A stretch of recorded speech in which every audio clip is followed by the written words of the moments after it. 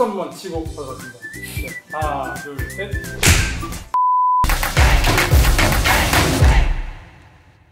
원장님, 오늘은 가슴 성형 그 2번째 시간, 가슴 성형 그것이 알고 싶다 시간입니다.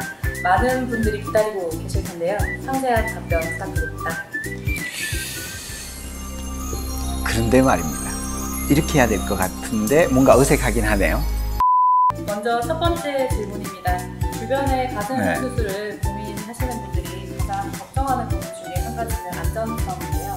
가슴 보형물이 몸 안에서 터지는 일은 없을까요?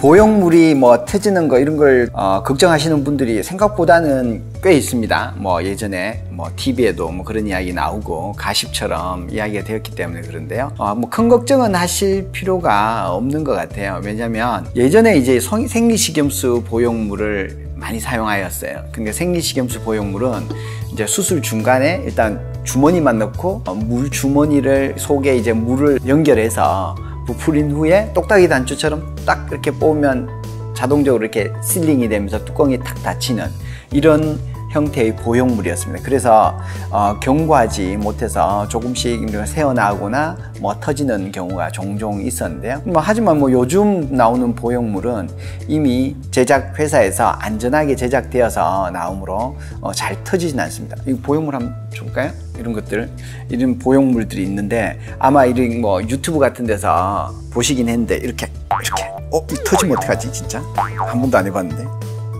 이렇게까지는 해도 잘 터지진 않습니다.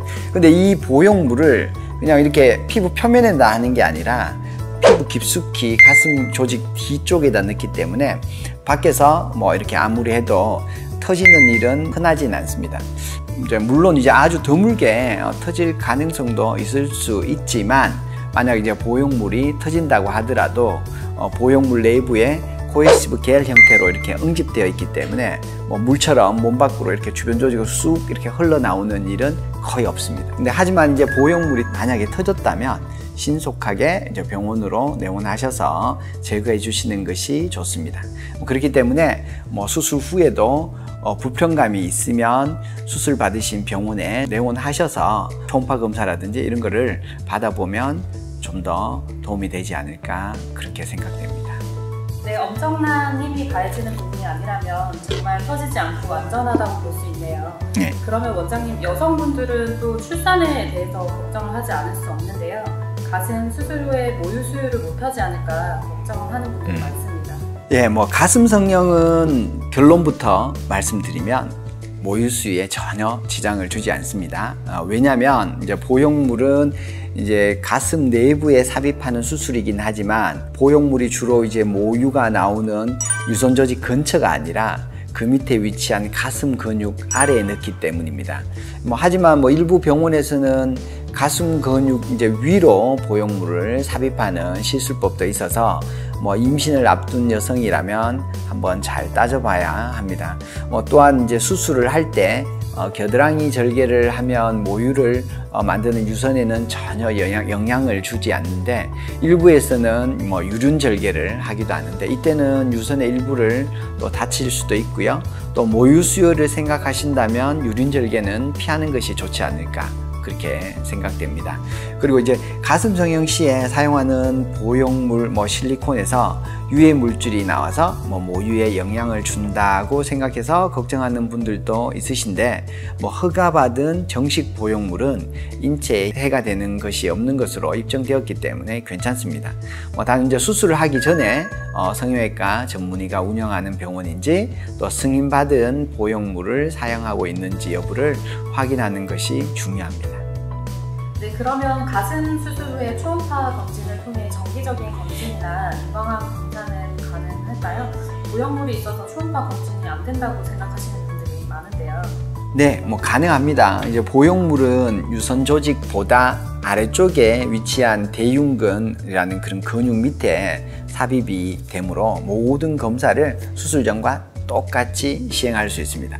그리고 이제 여성분들은 성형수술 후에만 이제 검진을 하는 것이 아니라 예를 들면 35세 뭐 이상 되면 정기적으로 유방암 조기 발견을 위해서 자가검진 또 병원 가서 또 한번 검진 받는 것을 이제 권하고 있기 때문에 그러한 것도 조금 맞춰서 검사를 하면 좀 안전하게 또 건강하게 지낼 수 있지 않나 이렇게 생각됩니다.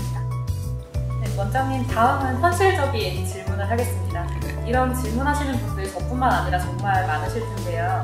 가슴 수술 후에 비행기 탑승 괜찮을까요? 예, 가슴 수술 후에 비행기 탑승 가능합니다.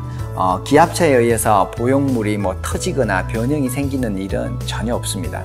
앞에서 말씀드린 것과 같이 아주 이제 불가항력적인 그런 압력으로 인해 터지거나 뭐 뾰족한 어떤 바늘 같은 데 찔리거나 했을 경우는 간혹 뭐 있을 수 있는데 뭐 비행기를 탄다고 해서 뭐 터지는 일은 없기 때문에 걱정 안 하셔도 됩니다. 오히려 이제 요즘 이제 해외에서 국내로 이제 성형을 하러 오시는 분들도 계시고요. 수술 후 뭐 당일 출국하는 분들도 계시기 때문에 안전하다고 보시면 됩니다.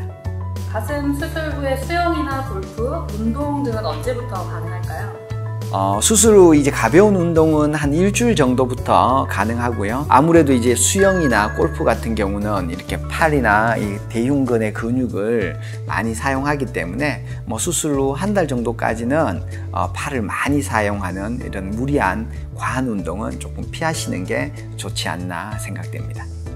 원장님 마지막으로 어떤 수술이든 부작용을 피할 수 없을 텐데요. 가슴 성형 수술의 부작용은 어떤 현상들이 있는지 수술 전에 가장 우선적으로 고려해야 될 부분에 대해서 말씀해 주세요. 다른 성형수술 부위와 다르지 않게 가슴 성형 부작용에 대한 소식을 뭐 심심찮게 언론을 통해서 들을 수 있는데요. 이제 특히 이제 가슴 성형의 어떤 대표적인 부작용으로 구형부축을 들 수 있습니다. 구형부축은 가슴이 이렇게 돌처럼 좀 단단해지는 그런 현상으로 뭐 사실 뭐 이를 뭐 부작용이라기보다는 미만성의 어떤 구형부축은 보형물에 대한 어떤 일반적인 현상입니다. 하지만 뭐 여러 가지 이유로 이 피막이 과하게 두꺼워지거나 과하게 단단해지면 보형물을 압박하게 되고요. 이게 이제 구형부축의 어떤 문제가 되기도 하죠. 이러한 이제 구형부축의 어떤 발생을 줄이기 위해서는 수술을 받고자 하는 병원이 인정받은 정품 보형물을 사용하는지 또 성형외과 전문의가 수술하는 곳인지 그리고 이제 가장 중요한 것은 뭐 내시경과 같은 이런 장비가 구축되어 있는지 파악하는 것도 중요하고요.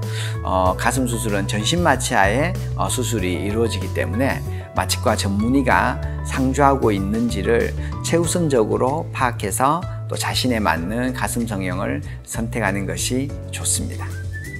네, 원장님 오늘도 역시 궁금한 점이 모두 풀리는 시간이었습니다. 감사합니다. 원장님 마지막으로 해주셔야 될 것이 있습니다. 부탁드립니다. 이 영상이 도움이 되셨다면 좋아요, 구독 부탁드립니다.